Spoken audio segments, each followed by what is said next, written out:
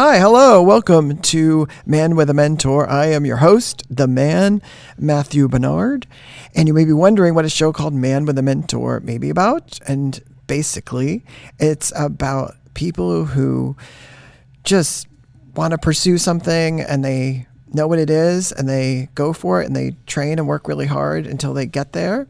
And I have a guy who's definitely gotten there. He's awesome. His name is Jimmy Leach. Welcome, Jimmy. Thank you. So I'm going to read a little something here about Jimmy Leach, and it goes something like this. Jimmy Leach plays the trumpet and sings the great jazz standards with a lyrical tenor voice and flawless trumpet technique with a set list that includes jazz, rock, Latin, and pop. He earned his MM in trumpet performance at the University of Central Arkansas and completed a Doctor of Musical Arts degree in trumpet at Boston University. That's right.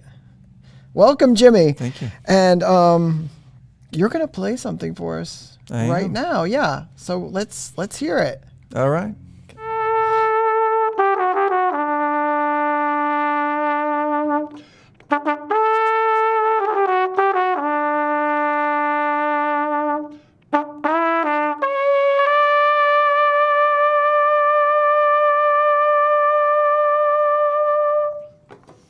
I am a lineman for the county, and I drive the main roads, searching in the sun for another overload. I can hear you in the wires, and I hear you in the whine. That was amazing. And can you tell us what is the name of that tune? So that was a very famous Wichita lineman by Jimmy Webb. Your parents and your family was very musical. So how did they just like say, we're musical, you're going to be musical too? What do you want to do? How did it how did it start? So my parents met at this school in Fort Worth, Texas, and my mother's a pianist and an organist, and then she was teaching piano, and I was the fourth of four kids, and the last one, and so we just grew up around a lot of music, and they were church musicians, so every Sunday morning and every Wednesday night we were at church doing music, and I was watching rehearsals and getting involved and listening to my mother teach endless piano lessons after school every Monday through Friday. And my oldest brother played trombone, and my sister played flute, and then my middle brother played the same trombone that my oldest brother had played. So band concerts, jazz concerts, choir stuff, piano lessons. So Right. I never stopped doing it. Right. But they didn't want to like form like a family band. It was like everyone kind of did their own thing. Or did Yeah. you practice together? Did that motivate you, or did it kind of was it like weirdly competitive, or was it supportive? No, I think the hierarchy around the house is my dad was the soloist, and my mom accompanied him, and then we all had our places. We never performed any. I did. With the trumpet, we had a little trio that we would do on certain pieces where I'd play trumpet, my dad would sing, my mom's playing piano. So when did you realize that you could sing as well, and how did you balance those two things in terms of playing and practicing for both? That's a good question. The moment that I thought or discovered that maybe I could sing better than the average person was when in 10th grade I auditioned for I was going to a high school in Tulsa, Oklahoma, and I auditioned for the all-state choir, so all the schools, they put a big choir together, all-state band, all-state orchestra, all-state choir. Well, this was a large high school of about 2,000 students, and I was the only singer from the entire high school to get admitted to the choir, and I was only in the 10th grade, and I thought, this is extraordinary for this school, and so they were very proud of that. And had you been singing a long time at that point, or were you like, just in wow, church. I'm good at this? No, just in church. I'd never done any solo work. And I think the reason I made that group was that your ability to sight read music is very important, and being in band and taking piano and being able to see the notes on the page and read it correctly the first time is a great skill. When you were playing just now, how do you, like, I would think playing the trumpet would like take a lot of breath out of you, but then you just then started singing right away. Like, how much breath technique does it take to like do both at the same time? Or, do you know what I mean? Mm-hmm. Like, is it tough? After only if it's not hard if you do it many hours a day for years and years. Honestly, it takes more. I spend way more time on my trumpet practice because a person uses their voice during the course of a day. You don't do the specific. You don't use your trumpet embouchure during the course of a day. But so you have to put in a lot of hours in order to sort of withdraw a 2 or 3 minutes that sound great, And with a voice, it's much less of an effort. I do have to vocalize and work on things, but it feels a lot more natural.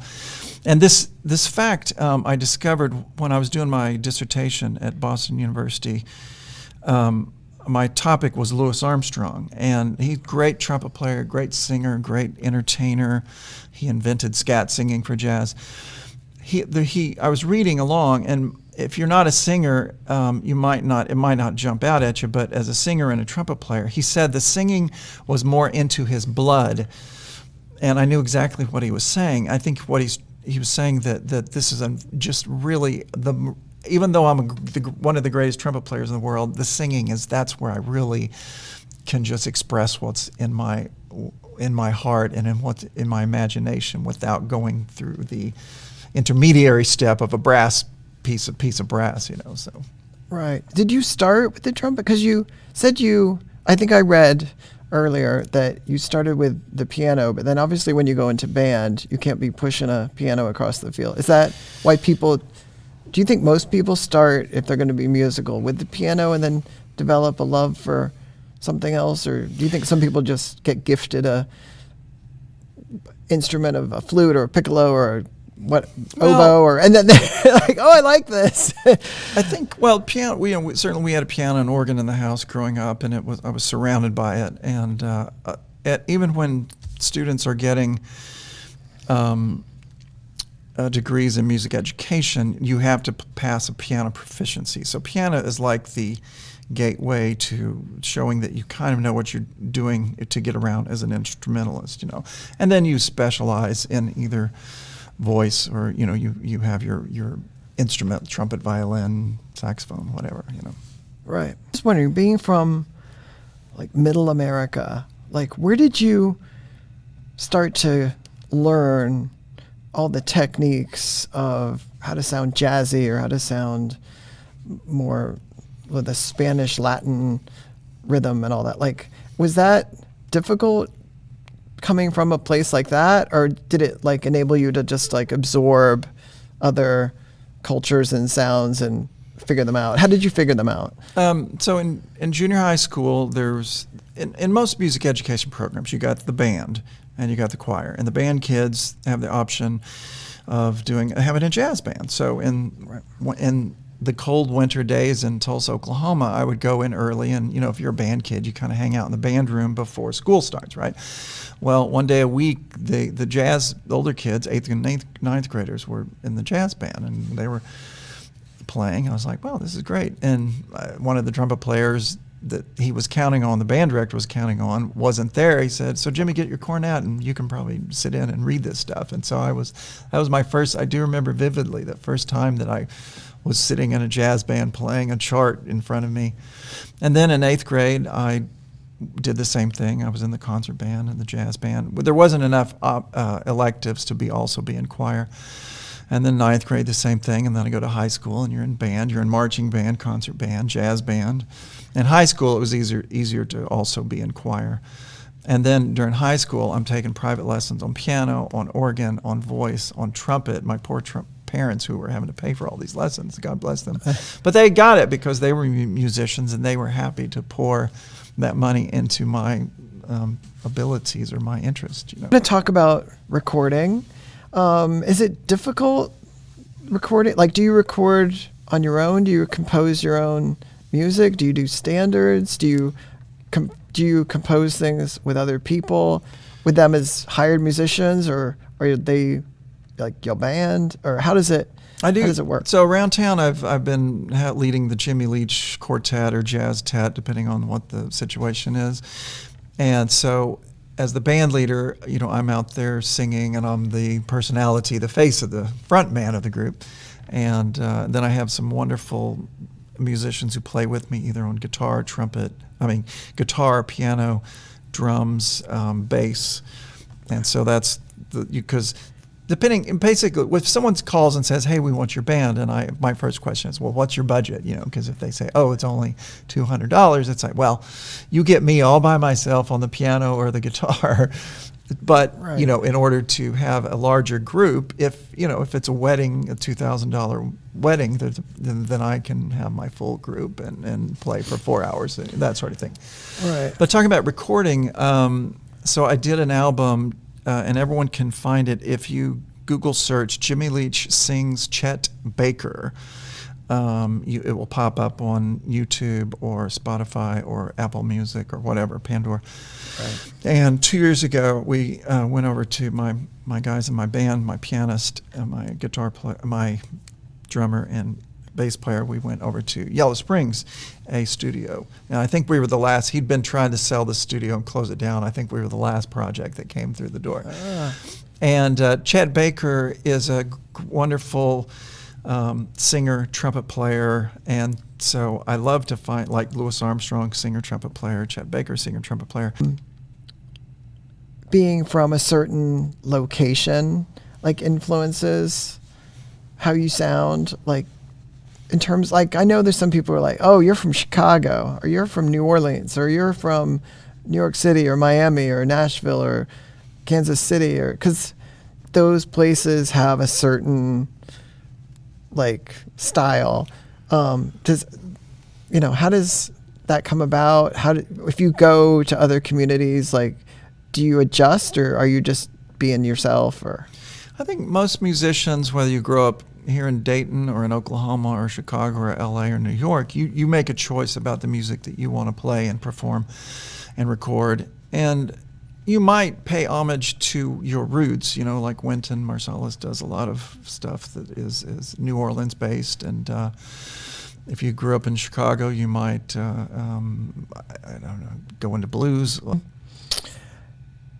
if you were talking to somebody who was youngish, either just coming into music at 8 or 18 or 28, like, what would you give them as a great piece of advice? Well, like right now I live in Oakwood and I'm cultivating a private lessons for musicians. It's just if you love music and you want to do it, find you a good teacher and they'll help you kind of cultivate your technique and all the fundamentals of being a good musician and enjoying it. And a lot of people will, they may continue that as their profession. They may go into biochemistry or engineering.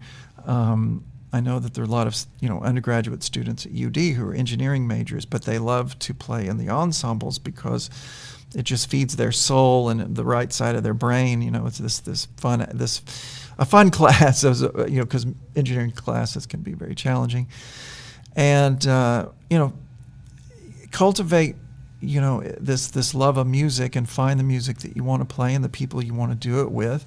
And at the very least, you're having a great time and you love it. You can continue that activity the rest of your life. And even though you may do something else for your day job. And in fact, in the big cities, when I was in Boston, many of the best top musicians had a day job that might be musical, but it might have nothing to do with music. But, a person needs to pay the rent and have health care. And sometimes, music doesn't check all those boxes, but they still have amazing talent and are performing around the area. And maybe they don't, maybe they prefer to have something that is different from music in there for the core of their livelihood, so that their music is still a treat to them, and not a drudgery, Right, because I think there's a lot of people who music because they might fear that finding work might be like difficult and low paying and all that. So they kind of back burner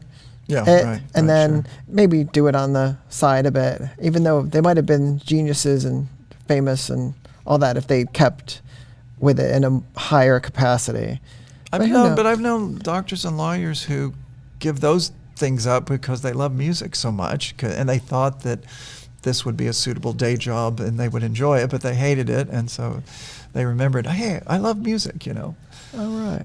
Or you just have to find a way to, have the things you need in life, whether it's, fulfilling your soul and your passions as well as, paying the mortgage and having the car run and right. Now you've worked like all over, like your whole life in music on cruise ships and everywhere. How is finding gigs? Like, how was it like back in the day, and is it easier now, or is it like with social media, does that make it easier to connect, or is it still in weird? a way, of course, right, because you can post pictures of, like tonight I'm going into Cincinnati to play with the Blue Water Kings in a showcase for couples who are looking for function bands, wedding bands, stuff like that. So I'm sure, we'll post pictures of that, and people see that you're doing cool stuff. And when I play at the Dayton Art Institute or the Masonic Temple or on a concert series, you let people know that you're doing it and take a picture while you're doing it and tell them what you did, kind of like giving a speech. Right. But you have to kind of stay on the phone and stay connected. I've been recently connecting with all of these places like Bethany Village and the Masonic community for folks who are retired, and they still want to have entertainment right there. Sometimes it's hard for them to leave their facility. And like 10 Wilmington, I played on the Levitt Pavilion, and Lisa Wagner runs that, and we knew each other from the Dayton Rotary Club. And so you have to be out and about meeting folks who are the folks who hire musicians, right? And stay in contact with them. Now, you've talked about practicing and like how much commitment it takes, but what is that commitment? Like, what does it look like when you're 14, and what does it look like when you're 40? And like, is it still the same, or are you like, I got this? I need 2 hours a day, not 5, or however, Well, right. If you're, it depends. Yeah. If you're young and you have all your school subjects to do homework, so your practice time might be an hour a night. And when you get into college, if you're at a conservatory, then you might have fewer academic things to do, but so you have more time, but you've got ensembles. You're always balancing life things, if you have children, and a wife, and they have activities, and so you have to carve out that time for you to make sure that your skills are up to snuff. We had one daughter, and now she's in college, so I have more free time, and but here's my challenge is that I sing, I play trumpet in classical and jazz settings. I also kept up my keyboard skills over the years, so I can go do a solo concert, accompany myself on piano. I'm also a church organist at Church of the Ascension in Middletown, so Sunday I get through the hymns, and Monday rolls around and I have to start 4 new hymns and a postlude and a prelude and an anthem, and I've been doing a lot more guitar, so I'm having to decide, okay, what's coming up this week what am I performing this week that I want to sound good on, and so I get to work on that Monday, Tuesday, Wednesday, Thursday, Friday, Saturday. And it could be in the morning, it could be late at night. I'm blessed with, someone gave me a pipe organ that I have in my living room. It's a practice organ with 2 ranks, and so I don't have to go up to the church but more, I'm very lucky because most organists don't have an organ at home. They might have a piano at home. You can have all sorts of instruments at home, but it's unusual to have a pipe organ, a real pipe organ. Right. Oh my gosh. So it's a lot of juggling and crazy. Yeah, and you play the guitar. I feel like my wife has a gift for languages, and she can speak Spanish and French, and she got her PhD at Harvard in music history. So she had to also add research abilities in German, and so that's her gift. And I think I have no gift for languages that way, but my having the musical gift for many languages and being able to play classical and jazz and pop and church and gospel and all of those things they take a little different dialect every time I do that song or that style, Right. Let's remind people where they can find your music and what your latest recording is and what the name of it was again. So go to you can find everything at jimmyleach.com, JIMMYLEACH.com. And then the album I mentioned is Jimmy Leach Sings Chet Baker. If anyone wants music lessons, I'm voice, piano, organ, trumpet, guitar. They can find information there. I'm in Oakwood, so if you live around Oakwood adjacent. Can you do a Zoom lesson? No. I've not been. I could. Back during the battle days of COVID when I was teaching at UD, we had to Zoom and I'd rather be in person. Yeah, it's much better. It feels weird to be like just. Some people do it. I mean, behind the smoke and mirrors. But when you're dealing with hand position and posture and tone and trumpet and guitar, where to put your fingers, it helps to be able to just. Yeah. Do it right there in person. Music should be personal. And I appreciate everyone who's listening and watching to Man with a Mentor. This is my guest, Jimmy Leach, who is going to play that for us right now. Thanks again.